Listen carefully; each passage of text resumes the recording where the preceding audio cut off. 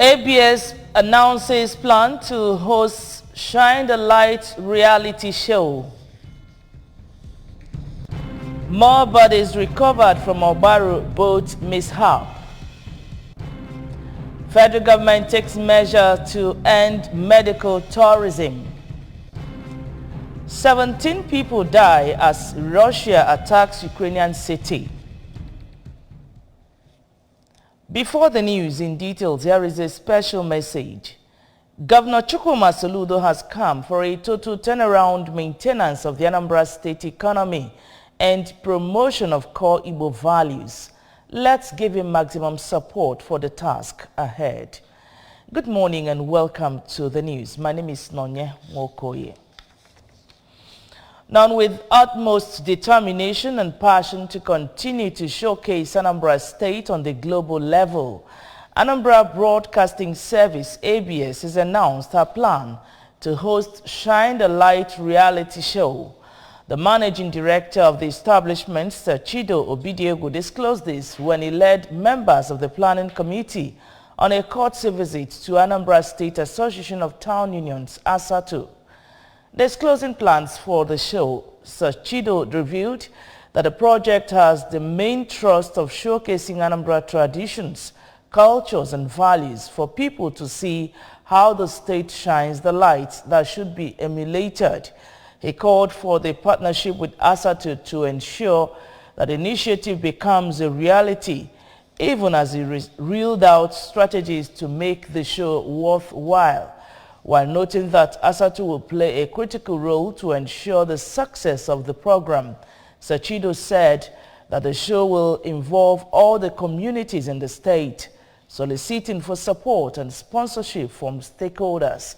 Reacting, the national president of ASATU, Barrister Titus Apudo, assured ABS of their maximum support to ensure that the program becomes a reality, while thanking the organization for the wonderful initiative. Other members of ASATU, including the National Vice President, Professor Charles Nwadigwe, the President General of Enugu, former President General of Enugu Community, Chief Boni Ozonkwako, reeled out questions and suggestions to the organization for the program's progress. In a vote of thanks, the director of the upcoming show, Mrs. Chinyere Ozo, appreciated ASATU for giving them the opportunity to interface with them and described them as critical players in grassroots development. More bodies have been recovered following Friday's boat mishap at Omonanko in Obaru Council area. The families of the victims and some survivors who waited for the arrival of recovered corpses could not contain their tears as they narrated their experiences to the ABS. Mr. Bernard Achono from Isialambano resides in Mputu town, who lost his wife and 3 children aged between 2 and 6, said his family left in order to move to a safer place as the water has submerged almost all the communities, but regretted that the engine boat capsized due to dangerous waves. Others who lost a family member, including Messrs. Kenneth Ezi, Matthew and Sebastian Umoji, and Dominic Dala Amuzie, expressed grief and shock over the incident, saying that mostly children and women died in the ill-fated boat. The driver of the ill-fated boat, Mr. Desmond Amugo from Oguanocha, said the total number of persons on board were 48, narrated how the market women besieged his house and persuaded him to ferry them to Obakoba, but they could not make it due to the water waves which knocked the boat against the pillars of Omonanko or Samala Bridge, against all efforts he made to stabilize the boat. Our ABS reporter Gochuko Rano, who covered the incident, reports that about 10 bodies have been recovered as at the time of this report, while all the houses, roads and markets in the community have been submerged. The villagers packed their farm produce and belongings along the flooded tarred roads. We sympathize with the families. Now, Christians have been asked to show gratitude to put their trust in God for he alone has the power to conquer in every life challenge. Reverend Father Nicholas Okekocha of St. Aloysius of Gonzaga, Ukulu, stated this in a homily while celebrating Sunday Mass, which centered on the life of the biblical Naaman, the keeper and the Good Samaritan, the leper and the Good Samaritan. Reverend Father Okekocha noted that healing is a great restoration done by God to show his supremacy over all things, stating that it is important for Christians to recognize God's blissful hand upon them and bear witness and frown at those who, having enjoyed God's blessings upon their lives, went ahead to one shrine or the other for thanksgiving. He further advised Christians to depend solely in God, who alone has the power to change their miserable conditions and bless the country, pointing out that they should be wise while casting their votes come 2023 general elections, for God is ready to heal the land. At the Anglican Church Resurrection Parish, Amobia, the vicar, Reverend Christian Wafo, says that God embedded talents in the life of everyone created for them to serve him with such talents. Reverend Wafo maintained that it is essential for people to discover their gifts so as to utilize them properly for the work of God and humanity. A correspondent, Amaka Chibuzo-Okoye, reports a series of prayers were offered for God's intervention upon the country, especially save the lives of those people being ravaged by flood. The Standards Organization of Nigeria's SON, Anambra State Office, has reiterated its readiness to withdraw the mandatory conformity assessment program MANCAP certificate on any manufacturer over substandard products in Anambra State.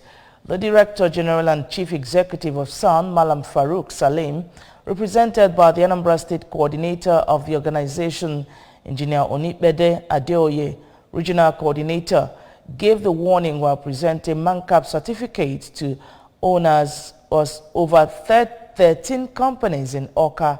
A correspondent, Emmanuel Chibata, takes the story from here. According to Malam Sami, SON is intensifying the fight against local manufacturers in the area in the habit of cutting corners on the quality of their products, warning manufacturer companies with MANCAP certificates not to compromise the standard of their products, but rather improve their qualities. Presenting the certificate to beneficiary, the SON boss noted that the MANCAP certificates are being presented to the beneficiary to show to the world that their products met the required standards. MANCAP, as we say, is an acronym of Mandatory Conformity Assessment Program, and it was brought up by the organization in the year 2006 for locally manufactured goods. Before the inception, we have something we call SONCAP, which is Standard Organization of Nigerian Conformity Assessment Program, and that's particularly for onshore goods. We now look at it that we monitor only things that comes into the country. There's a need to monitor what is produced at our doorstep too. And that was why the organization DBT come up with that policy of MANCAP. Speaking on behalf of the other beneficiaries, the Executive Director of Township Ventures Nigeria Limited, Mr. Ikechukwu Ibozulike, assured SON and customers of standard and quality products while appreciating SON for considering their companies worthy of their certificates. The product has been tested and trusted. The product is a household name when it comes to vegetable produce. Vino oil is a household name, and arguably the best vegetable oil product in the market. Quote me anywhere. So we are asked to come again 4 years later because the quality has been top notch since then, and we have been through research and development, we have really improved. Adding that all guidelines would be adhered to.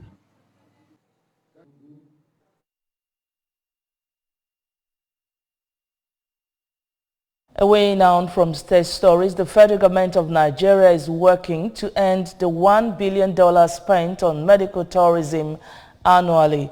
The Minister of Foreign Affairs, Mr. Geoffrey Onyema, disclosed this while signing a memorandum of understanding on behalf of government with the African Export and Import Bank, Afrexim, for the establishment of the African Medical Center of Excellence in Abuja.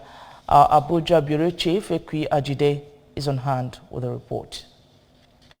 $300 million medical center will cater mostly for known tropical diseases, which the minister said is on the increase because Africans have failed in research and development. Hence, the project is a giant leap for Nigeria. According to him, developed countries claim to assist the less developed countries, when in actual fact, it is the other way round, as the less developed countries have a greater number of experts, especially medical doctors working in abroad, which in itself is technical assistance to those countries. Be a source, an institution for research R&D, and that is vitally important, because that's the only way we can have a sustainable and comprehensive medical facilities and treatments in this country.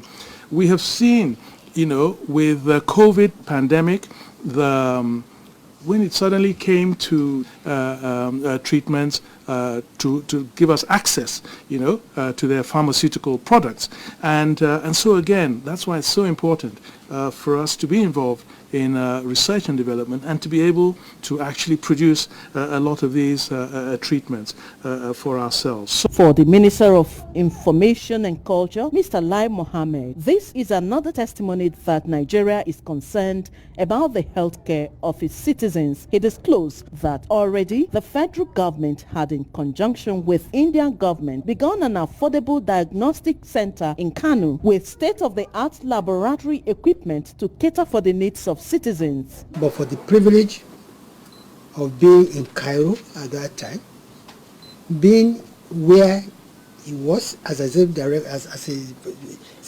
vice president of Afrexim Bank, he would have died. And when he survived it, he said, well, other Nigerians and Africans who would not be privileged to have my exalted position must not die like fowl. And that, I think, is the philosophy behind the African Center for Medical Excellence. And I cannot commend you enough. Earlier, the president of Afrexim Bank, Professor Benedict Orama, paid glowing tributes to President Muhammadu Buhari's administration for accepting to be the host country for other African countries that will house the medical center, especially as no human development is possible without quality health care. He said the medical center, which will be the first of its kind in the continent, will promote international trade in medical tourism in full spectrum of services in various specialist areas and general healthcare services, in addition to training, research and development. Development educational programs in partnership with leading global institutions such as University of Wisconsin Teaching Hospital, King's College Hospital London and Christie's Manchester, in order to develop additional insights into diseases and treatment trends to improve the quality of care available in Nigeria and the West Africa region. It also established the largest and most diverse biobank in Africa, enabling it to attract global and Pan-African partnership, making it a global point of reference in the region. It will be recalled that President Buhari had performed the groundbreaking ceremony of the project in December 2021 in Abuja. Princess Ekwi Ajide, ABS News. On the foreign scene, at least 17 people have been killed by Russian missile strikes on the southeastern city of Zaporizhia, the Ukrainian Defense Ministry has said. Dozens more were wounded and several residential buildings destroyed. The city is under Ukrainian control, but it is part of a region that Russia says it annexed last month. Zaporizhia has been hit repeatedly in recent weeks as Russia hits back at urban areas after suffering defeats in the south and northeast of Ukraine. Parts of the Zaporizhia region, including its nuclear power plant, which is around 30 miles, that's 52 kilometers from the city, have been under Russian control since early in the invasion.